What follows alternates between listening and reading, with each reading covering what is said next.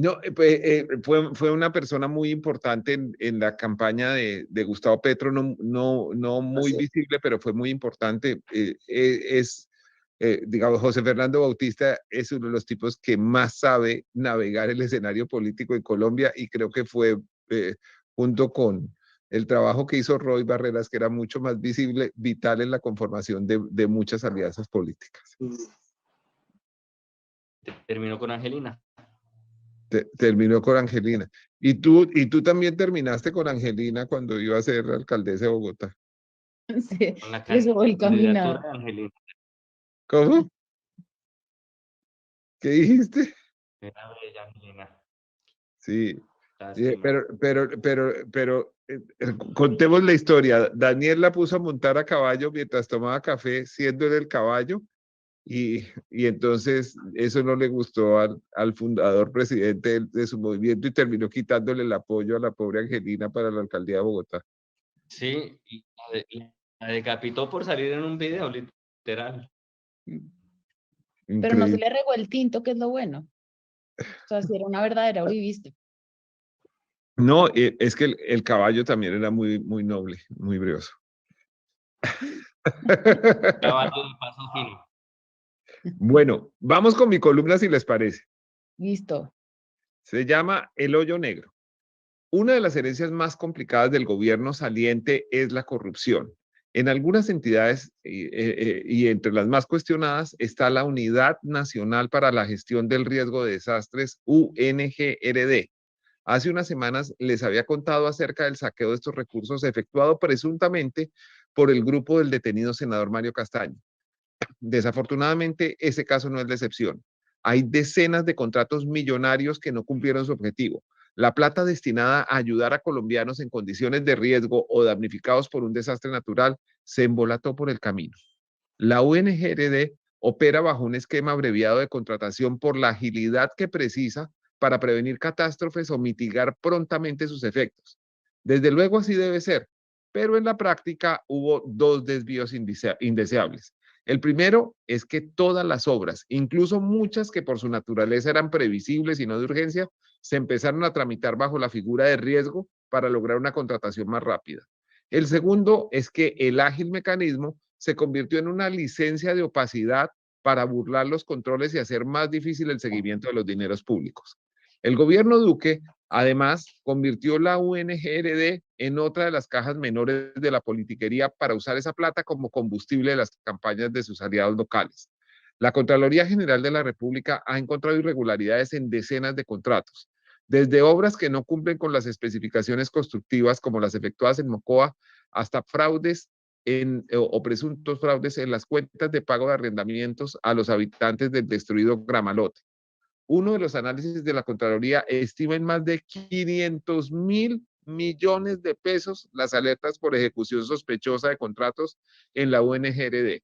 Las pesquisas preliminares indican que la Unidad Nacional para la Gestión del Riesgo de Desastres se ha robado en grande y en chiquito, por mayor y al de tal. Hay presuntos sobrecostos identificados, por ejemplo, en la compra de alimentos, implementos de aseos y colchonetas para afectados por inundaciones en el departamento del Magdalena hace 2 años. Solamente en este caso, la alerta está valorada en más de 1.600 millones de pesos. Cuando el huracán Iota golpeó San Andrés y Providencia, se embolataron cerca de 4.000 millones de pesos que debían destinarse a la compra de kits de ayuda inmediata y carpas para los damnificados. Una parte se entregó, pero no coincide con las cifras de lo que compraron, según el estimado de los investigadores fiscales. También hay presuntos sobrecostos por 1.000 millones de pesos adicionales en la compra de plantas eléctricas, motosierras, guadañadoras y otros elementos para remover escombros y facilitar la vida de las personas afectadas por el huracán. La ola invernal de finales de 2020 fue especialmente cruel en norte de Santander y La Guajira. Sin embargo, resultaron más despiadados los ladrones. La Contraloría investiga diferencias superiores a los 2.500 millones de pesos. La codicia se da a veces en pellizcos relativamente chiquitos a los recursos de los más necesitados, como 138 millones de presuntos sobrecostos en la compra de botas, linternas, hachas, asadones, machetes y palas que deberían haber llegado a los habitantes de Lloró, Chocó. En otras ocasiones, las alertas de la Contraloría están puestas sobre cantidades enormes, más de 13.000 millones de pesos para edificar viviendas multifamiliares en Manizales, casi 9.000 millones en la construcción de obras de protección sobre el río Meta en Oropueca, Sanare, donde aparentemente tiene propiedades un directivo de la entidad. La Procuraduría, la Contraloría y la Unidad de Información y Análisis Financiero, UIAF, están al tanto de supuestas irregularidades millonarias en esa entidad. La UIAF, en especial, investiga si está justificado el patrimonio de Eduardo José González Angulo y algunos de sus allegados. Este caballero, conocido como el Mono González, fue hasta hace 8 días el director de la Unidad Nacional para la Gestión del Riesgo de Desastres. Esa es la columna. Tremendo. Tremendo. Bueno, entonces, ¿nos vamos con las décimas? Pero tremenda, sí.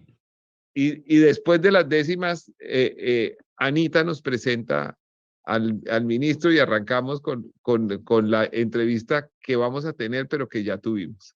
Bueno. Entonces, ¿qué hacemos con las décimas, querido maestro?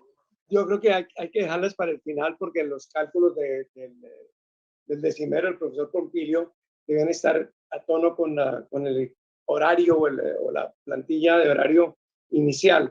Yo creo que él debe estar listo para cerrar cuando pase la entrevista.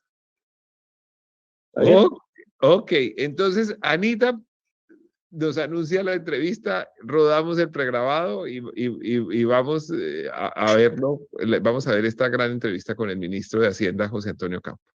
Bueno, José Antonio Campo, caleño, es un académico muy importante, economista, por supuesto, con doctorado y todas las cosas necesarias en economía, en sociología.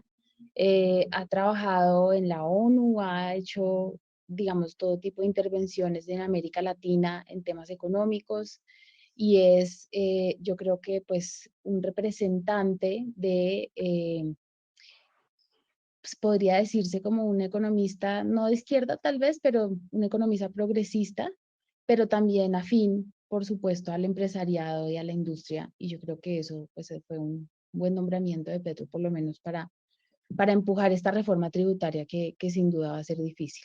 Entonces, con ustedes, la entrevista que ya hicimos, está el ministro José Antonio Campo. Esta es la segunda parte de los Danieles. Y aunque parezca mentira, esto que están viendo no está pasando, sino que ya pasó. Grabamos un poquito más temprano porque nuestro invitado, el señor ministro de Hacienda y Crédito Público, el doctor José Antonio Campo, tiene un compromiso y entonces muy amablemente aceptó abrir este espacio en su agenda muy temprano el domingo para que pudiéramos hablar de la reforma tributaria y de los cambios que pues tienen con mucha incertidumbre a muchos colombianos.